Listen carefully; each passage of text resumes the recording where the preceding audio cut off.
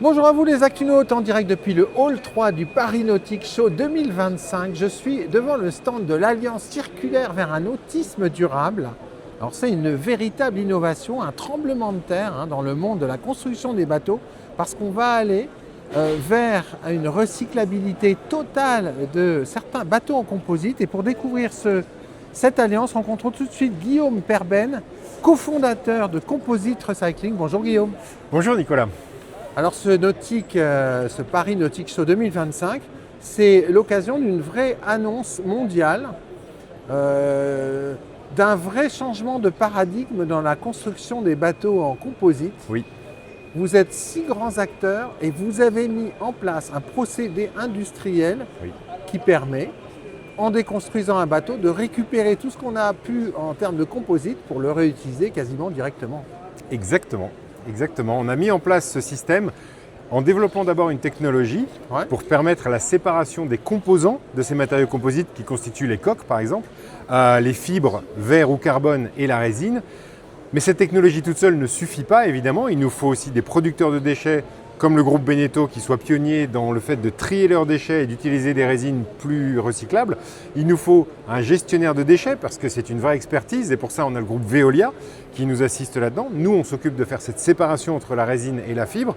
Et puis on a des réemployeurs des produits du recyclage comme par exemple le groupe Arkema qui est très connu évidemment pour sa chimie et qui a produit cette résine hélium qui est beaucoup plus facile à recycler. On travaille aussi avec d'autres acteurs. Et puis pour les fibres, on a Owens Corning qui est un des leaders de la fabrication de fibres de verre et le groupe Chomara qui est une entreprise extrêmement connue comme textilien qui tisse la fibre de verre avec de la fibre recyclée. Alors pour expliquer ce procédé, cette filière circulaire qui est présentée dans le Hall 3, on va tout de suite aller à la source du déchet. C'est le groupe Beneteau qui construit ces bateaux en composite. Et à partir de la collecte de bateaux ou de déchets issus de la construction des bateaux, vous allez nous expliquer comment ça s'opère. Exactement. Donc le groupe Beneteau, comme tous les fabricants de bateaux, produit des composites. Donc là, vous avez un morceau de coque, par exemple. Il y a le Sunfast 30 à l'entrée du salon. Ça, ce sont des morceaux qui sont soit de la fin de vie, mais aussi également inhérents à la fabrication du bateau. Parce que quand vous faites un bateau, vous moulez la coque et puis vous devez découper tous les hublots, les panneaux de pont, etc. Et donc tout ça, ça fait partie du processus de fabrication du bateau et vous avez entre 15 et 20% de composites neufs qui aujourd'hui part en déchets et n'avaient pas de solution. Et c'est un problème qui est immédiat. Et donc on a développé une technique parce que les matériaux composites, ce sont des matériaux qui sont absolument extraordinaires puisqu'une fois qu'on a cette fibre et cette résine qui sont mises ensemble, eh bien ça dure des décennies, ça résiste aux éléments, au soleil, à la mer. Mais le problème, c'est que c'est tellement solide qu'on ne savait pas jusqu'à présent les séparer. Et c'était cette séparation des deux composants pour en refaire des éléments réutilisables qui était le nœud du problème qu'on a fait. Donc on a le premier partenaire, c'est donc le groupe Beneteau qui est pionnier dans l'histoire. Ils ont été pionniers pour l'utilisation des matériaux composites, ce qui a fait on est passé du yachting à la plaisance, où on avait des beaux bateaux en bois et maintenant on a des beaux bateaux mais en composite qui sont plus abordables et qui permettent à plus de gens d'aller sur l'eau. Beneteau trie ses déchets. Ensuite, alors l'autre chose, c'est que Beneteau est le pionnier de l'utilisation d'une résine, hélium d'Arkema. Et cette résine, elle a, on va le voir dans le processus, elle a une capacité, c'est la séparation des matériaux et la recyclabilité. Exactement. Mais on va le voir peut-être dans l'étape suivante. Absolument. Qui est mise en place d'ailleurs par votre société Composite Recycling avec Veolia. Alors, explication. Alors pratiquement, on construit un bateau, on découpe les hublots, et puis les découpes de hublots, le groupe Veolia, qui est quand même le leader mondial de la gestion de déchets, le groupe Veolia récupère ces matériaux et les apporte sur le site à côté de Nantes, qui est aussi un site Veolia. Et donc le groupe Veolia a une expertise de gestion de déchets. Et ensuite, notre machine reçoit ces déchets et c'est fondamental quand vous savez Nicolas, quand vous faites du recyclage, vous devez avoir plus votre flux de déchets est cohérent et plus ce qui va sortir du procédé de recyclage est cohérent aussi. Et donc le tri et l'expertise d'un Veolia est absolument fondamental dans ce process. Une fois qu'on a ces déchets qui ont été triés, à ce moment-là, dans cette machine-là, qui existe, là c'est c'est pour illustrer, mais la machine existe. C'est pas plus gros qu'un container. Alors, c'est un container de 30 pieds, elle tient sur un camion, ça c'est l'usine pilote, on est déjà en train de travailler sur la génération suivante. Et cette machine-là nous permet de chauffer les composites, nos chutes de production qu'on a vues tout à l'heure, sans oxygène. Et quand vous chauffez sans oxygène, il n'y a pas de combustion. C'est de la thermolyse parce que ça se passe en dessous de 500 degrés Celsius. 500 degrés, c'est la température de votre four de cuisine quand il est en mode auto-nettoyage. Donc on parle de choses extrêmement raisonnables. Et donc, quand vous chauffez sans oxygène, la partie résine de votre composite est vaporisée. Il n'y a pas de combustion. Pas d'oxygène, pas de combustion. Donc ma partie résine est vaporisée. Et cette vapeur-là, on va la condenser. Et c'est cette vapeur condensée qu'on appelle de l'huile de thermolyse. Et cette huile de thermolyse, on va voir après ce qu'on en fait, parce qu'on va pouvoir faire des choses extrêmement intéressantes avec. Alors, d'un côté, on récupère l'huile, qui était en fait la résine, l'hélium, par exemple. Et alors la fibre, elle sort comment la fibre? Alors la fibre qui a été donc simplement séparée de la résine par cette évaporation, par ce procédé de thermolyse, eh bien on la récupère ici, vous avez un exemple. Ça c'est de la fibre de verre.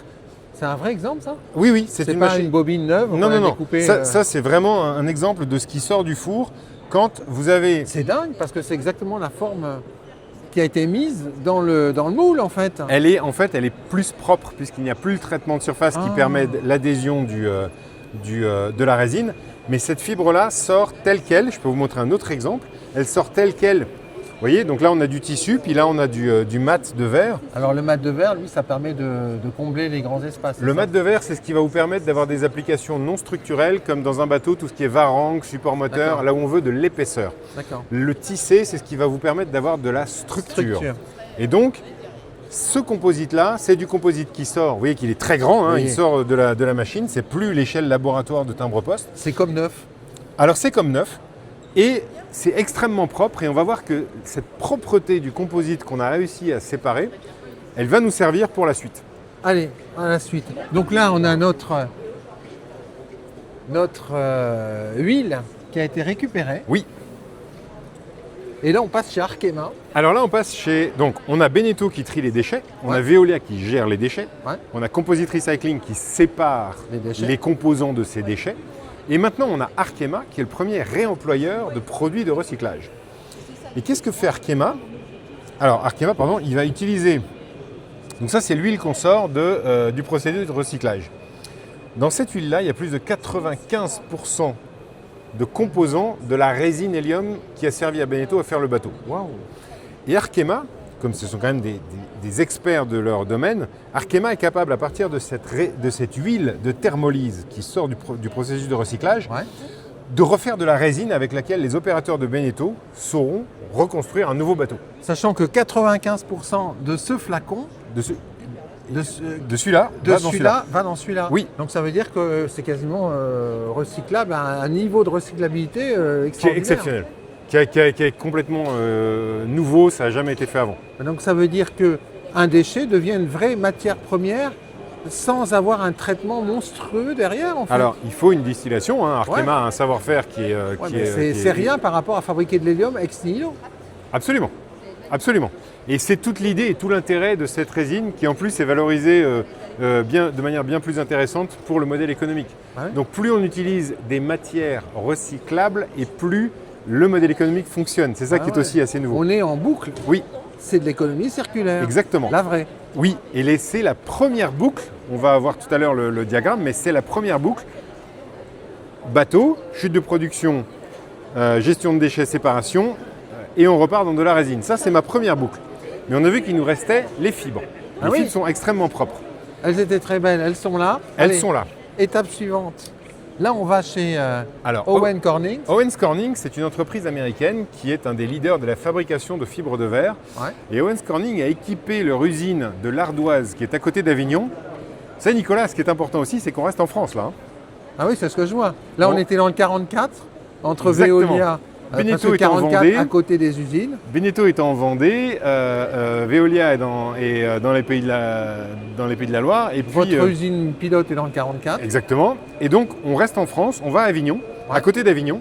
Et alors, à côté d'Avignon, ce qui se passe, c'est qu'on a Owens Corning qui a équipé une de leurs usines pour utiliser l'électricité du Rhône pour atteindre la température à 1200 degrés, puisque le verre fond à 1200 degrés, pour fondre les plaques qu'on pour vient de voir. récupérer nos fibres à nous et les refondre. Et donc on a ces fils de verre qui servent en fait à être toronnés en corde, qu'on appelle la fibre de verre. Et c'est ce qui permet d'avoir cette bobine qui contient du verre recyclé. Là où c'est intéressant, c'est que cette bobine-là, à l'usage, est exactement la même qu'une bobine de verre Le vierge. fait que ce soit du verre de recyclage, ça n'a pas d'incidence Aucun. sur les qualités Aucune mécaniques. incidence. Et là, quand vous parlez de recyclage, ce qui est très important, c'est que ça ne fasse aucune différence pour les opérateurs qui vont reconstruire des bateaux. Bah oui. Et là, on a gagné. Donc, ce tissu-là, il est ensuite envoyé en Ardèche. C'est pas loin. On reste pas loin, Avignon-Lardèche, Avignon-Lardèche. c'est là. Chez Chaumara, chez Chaumara. ça c'est un tisseur, ça. Chaumara, c'est un textilien qui a 120 ans et qui est un des plus grands experts de tout ce qui est textile technique. Et le groupe Chaumara, 400 personnes, les actinotes, à côté d'Aubenas. qui saura ensuite récupérer la fibre produite par Owens Corning et la tisser pour en faire des tissus avec de la fibre recyclée que le groupe Beneteau va réutiliser sur son site de Bordeaux avec la résine Arkema pour faire les refaire lagunes un bateau. 82. Pour refaire un bateau. Oui. En fait. Et on a une boucle. Et la boucle, on la voit là. C'est à voir que Et on a nos deux boucles, Et donc, on est en économie circulaire. double circulaire. Pourquoi double? Parce qu'il y a le cercle de la résine et le cercle des fibres. Ça, c'est unique au monde. Alors non seulement c'est unique au monde, mais c'est une grande première. Et le nautisme est pionnier grâce à Beneteau, Veolia, Arkema, Owens Corning, Chaumara et Composite Recycling. On est les premiers de l'histoire à faire cette boucle à cette échelle industrielle. Et le fait, alors là on est sur la résine hélium, mais tous les bateaux ne sont pas en résine hélium. Non, Est-ce que votre procédé fonctionne avec une résine qui serait vinylester ou polyester? pour ce qui est du polyester, on travaille avec le groupe Total, et vinylester aussi d'ailleurs, et l'époxy aussi. On travaille avec le groupe Total pour récupérer des composés intéressants pour faire du plastique, comme par exemple du styrène. D'accord. La résine hélium est plus immédiate à utiliser, donc elle est plus intéressante, mais ça fonctionne aussi avec non seulement d'autres résines comme le polyester ou le vinylester, mais également avec d'autres fibres, comme la fibre de carbone et de la résine époxy. Ça fonctionne aussi avec ces fibres-là. D'accord, donc cette boucle qui a été mise en place pour hélium, en fait, elle peut être utilisée, donc elle peut être généraliste quelque part, en fait, On a en commencé... fonction des déchets collectés. Exactement. Et ça, Nicolas, on commence avec le nautisme parce que c'est l'ADN de nos entreprises de Composite Recycling. On est tous marins, on navigue. Et on a commencé en se posant la question de comment recycler nos propres bateaux à nous. Et le nautisme est pionnier, mais les composites sont partout. Il y a de l'aéronautique, c'est comme ça qu'on fait des avions qui consomment moins, c'est comme ça qu'on fait des éoliennes, c'est comme ça qu'on fait des voitures électriques. Ouais, donc il y en le a marché partout. est énorme. Le marché est énorme, le besoin est énorme, mais il nous fallait des pionniers, et ces pionniers, on les a rencontrés avec les partenaires qu'on a ici. Est-ce que le procédé hélium est ouvert à tous les chantiers? Bien sûr, bien sûr. Le procédé hélium est ouvert non seulement à tous les chantiers, mais également, ils ont aussi fait des pales d'éoliennes. Et tous les chantiers sont absolument bienvenus. On commence à travailler avec certains d'ailleurs pour avoir la vision qu'on a. C'est très simple. C'est que le nautisme soit la première filière industrielle à ne plus enterrer ses chutes de production. C'est énorme. Merci beaucoup, Guillaume. Merci Nicolas.